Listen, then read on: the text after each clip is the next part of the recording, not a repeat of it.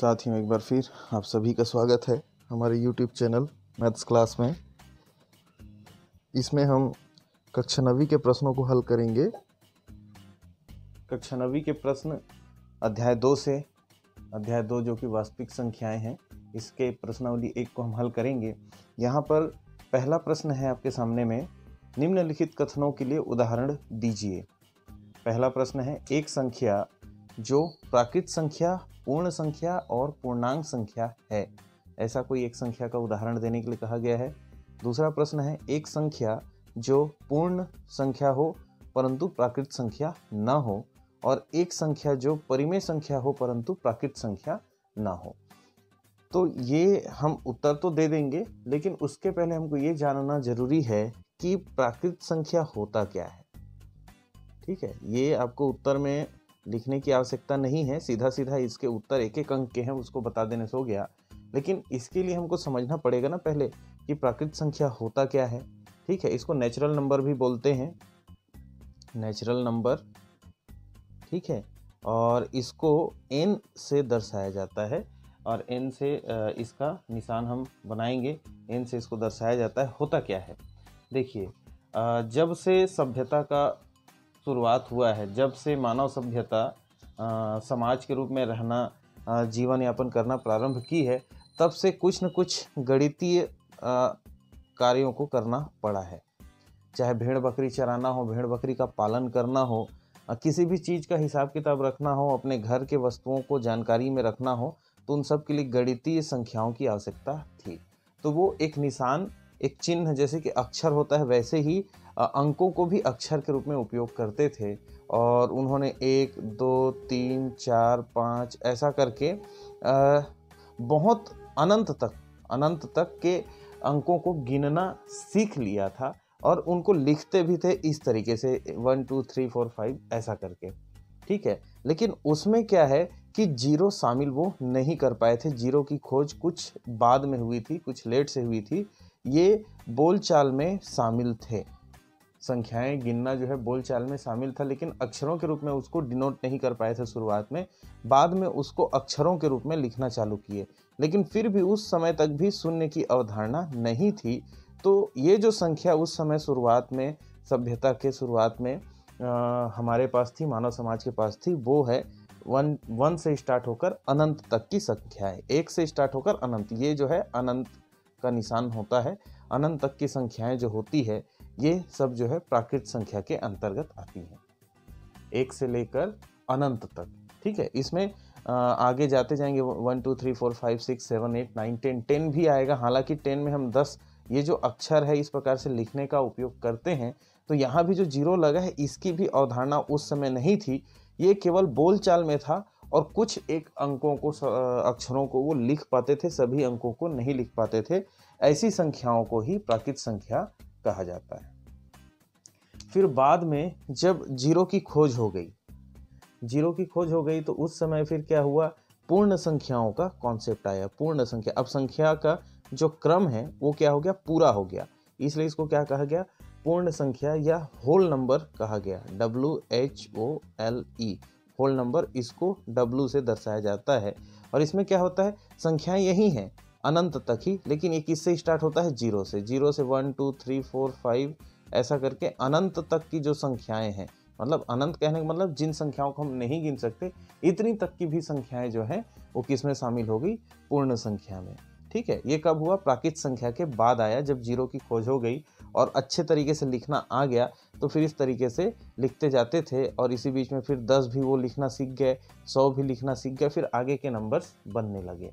तो ये जो है मतलब कहना चाहिए कि इस प्राकृत संख्या का सुधरा हुआ या आधुनिक रूप है। अब उसके बाद जो इससे बढ़कर आगे आता है पूर्णांक संख्या। ये पूर्णांक संख्या अब क्या होता है, देखिए, जो नंबर्स हमने लिखे हैं ये सभी नंबर्स धनात्मक हैं। धनात्मक कहने का मतलब इसमें किसी भी प्रकार के चिन्ह का उपयोग नहीं किया गया है। लेकिन आप सभी को पता है, जैसे संख्या रेखा हम लेते हैं, बीच में जीरो, और इसके दाईं ओर हम जाते जाते हैं, तो ये मान जो है बढ़ते क्रम में होता है, बढ़ते जाता है। ठीक है, और इधर यदि हम जाते जाते हैं तो घटना मतलब कम होते जाता है। जैसे कि यहाँ 1 है तो 2 है, 3 है, तो हम जानते हैं 1 से 2 का मान बड़ा होता है, 2 से 3 का मान बड़ा होता है। इस तरीके से अनंत तक हम आगे बढ़ते जाते हैं तो बढ़ने का क्रम आता है। अब मान लीजिए घटते हुए हम आएंगे तो 3, 2, 1 के बाद क्या आ जाता है, 0 आ जाता है। तो इसके बाद क्या संख्याएं हो सकती हैं, तो यही जब खोजा गया तो इसके बाद भी संख्याओं की उत्पत्ति हो सकती है कि -1, -2, -3, ये भी कहाँ तक जा सकता है, अनंत तक। ये बढ़ने का क्रम भी कहाँ तक जा सकता है, अनंत तक, और घटने का क्रम भी कहाँ तक जा सकता है, अनंत तक। तो जब ये खोज हो गया कि नहीं, हाँ, हम जो संख्या लेके चलते हैं उन संख्याओं में धनात्मक संख्याएं भी होती हैं, ये धनात्मक संख्याएं, ठीक है, और ऋणात्मक संख्याओं को भी शामिल किया जा सकता है गणितीय प्रक्रिया में, क्योंकि कई बार उत्तर हमारे ऋण में प्राप्त होते हैं, जोड़ना घटाना भी करते हैं तो उत्तर ऋण में मिलता है ना, और धनात्मक तो है ही हमारे पास, पहले से जान रहे हैं हम इसको। तो इन दोनों को मिलाकर ही गणितीय प्रक्रियाएं पूरी की जा सकती हैं। तो इसलिए पूर्णांक संख्याओं में दोनों को शामिल किया जाता है। तो इसका तात्पर्य ये होगा कि पूर्णांक संख्या किसे कहेंगे, समस्त धनात्मक और जो ऋणात्मक संख्याएं हैं उनका जो कॉम्बिनेशन है उनको क्या कहेंगे, हम पूर्णांक संख्या। अच्छा, पूर्णांक संख्या को हम जो है इंटीजर से दर्शाते हैं, इंटीजर्स, ये आपका ये इंटीजर से दर्शाया जाता है। इंटीजर्स मतलब ये हो गया आपका आई से, ठीक है, NWI, ये सब इनके शॉर्टकट नेम हैं, अक्षर हैं जिनसे इनको दर्शाया जाता है।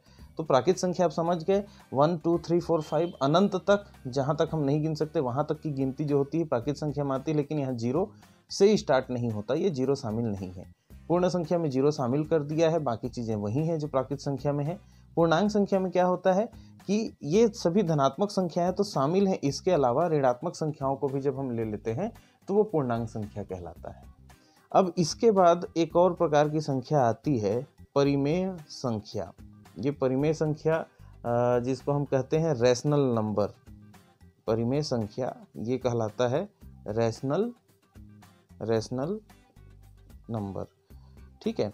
परिमेय संख्या के लिए हम R यहाँ पर लगा सकते हैं, नहीं R नहीं, इसके लिए Q का उपयोग होता है परिमेय संख्याओं के लिए। तो परिमेय संख्या को हम Q से दर्शाएंगे और ये रैशनल नंबर के लिए उपयोग होता है। अच्छा, यहाँ जो रैशनल नंबर है, रैशनल नंबर का तात्पर्य क्या हो गया, जैसे कि ये संख्याओं को हमने सीधा सीधा लिखा हुआ है। यदि हम संख्याओं के हिस्से करते हैं, जैसे कि मान लीजिए 1 है, अब 1 को हमने क्या कर दिया, 1/2 कर दिया, 1 को 2 हिस्सों में बांट दिया, या 1 को हमने 3 हिस्सों में बांट दिया, 1 को हमने 8 हिस्सों में बांट दिया। हम कितने भी हिस्सों में बांट सकते हैं, 2 को हमने 3 हिस्से में बांट दिया, 4 को हमने 5 हिस्से में बांट दिया। इस तरीके से हमने क्या किया, ये जो संख्याएं हमारे पास है, पूर्णांक संख्याएं या पूर्ण संख्याएं, उनको हमने छोटे छोटे संख्याओं में विभाजित कर दिया, इसीलिए हमने बटे के रूप में उसके लिखा है। विभाजन का मतलब क्या है, यहाँ पर बटे के रूप में।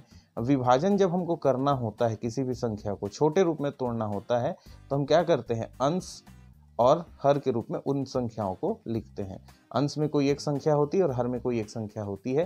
तो इसका मतलब ये होता है कि ऊपर वाली संख्या का हम टुकड़ा करना चाहते हैं।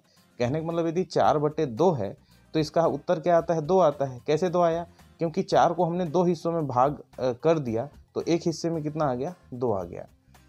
इसको हम इस तरीके से भी समझ लेते हैं, जैसे कि 3 को मान लो हमने 3 से भाग दिया, या फिर मान लीजिए हमने 12 को 3 से भाग दिया, तो हम क्या करना चाह रहे हैं कि 12 के 3-3 हिस्से करना चाह रहे हैं। तो एक हिस्से में कितना आएगा, 4, दूसरे हिस्से में कितना आएगा, 4, तीसरे हिस्से में कितना आएगा, 4, और तीनों को मिला कितना हो जाता है, 12।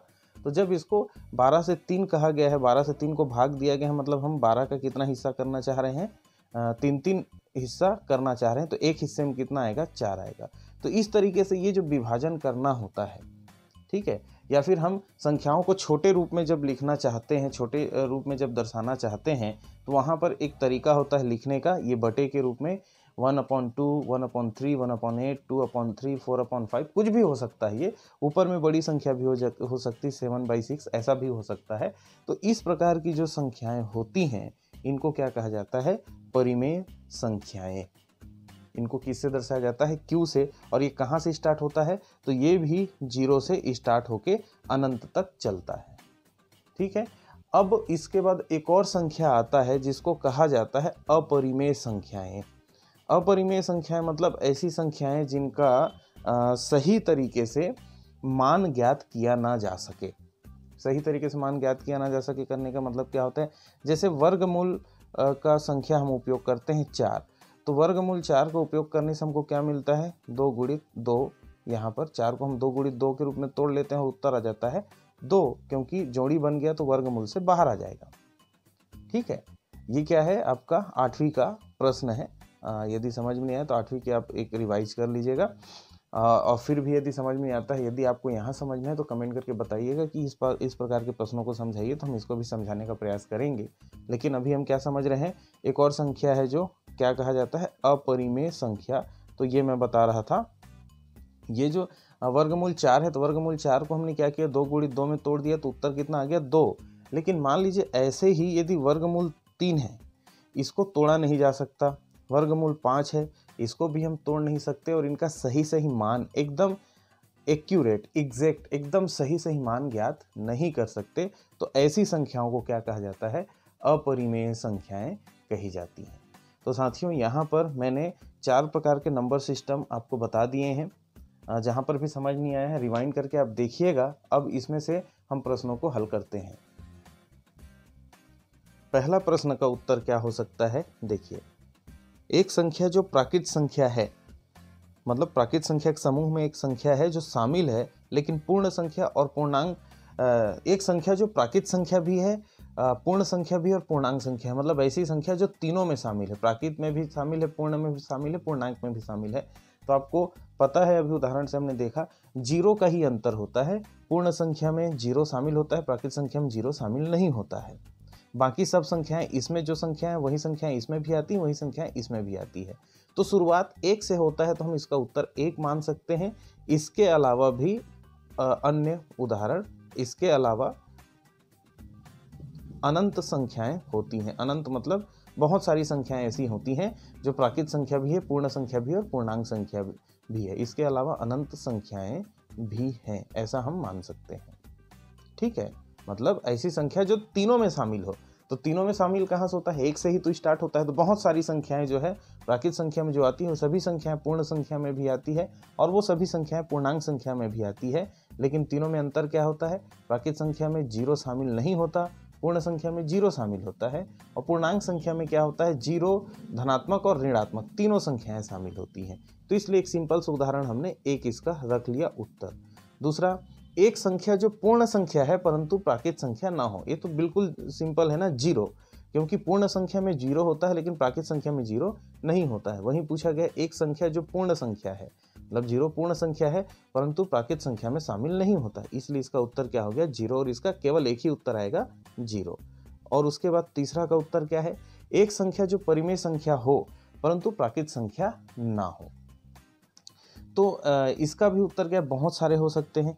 एक संख्या जो परिमेय संख्या हो, परिमेय संख्या है परंतु प्राकृत संख्या नहीं है, तो इसका भी उत्तर क्या आएगा, 0। और 0 के अलावा भी बहुत सारी संख्याएं हैं।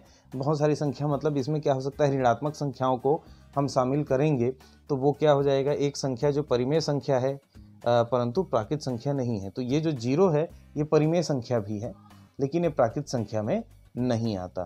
तो इस तरीके से ये तीनों प्रश्नों के उत्तर हैं, लेकिन उसको समझने से पहले हमने क्या समझा, उसकी परिभाषा समझी है, ताकि हमको ये जो समझने में है वो आसानी हो जाए। बाकी जहाँ समझ में नहीं आया है आप रिवाइंड करके देख लीजिएगा, और यदि कोई सुझाव है तो हमको कमेंट करके ज़रूर बताइएगा। तब तक साथियों, अपना ख्याल रखिए, स्वस्थ रहिए, मस्त रहिए और गणित बनाते रहिए। धन्यवाद।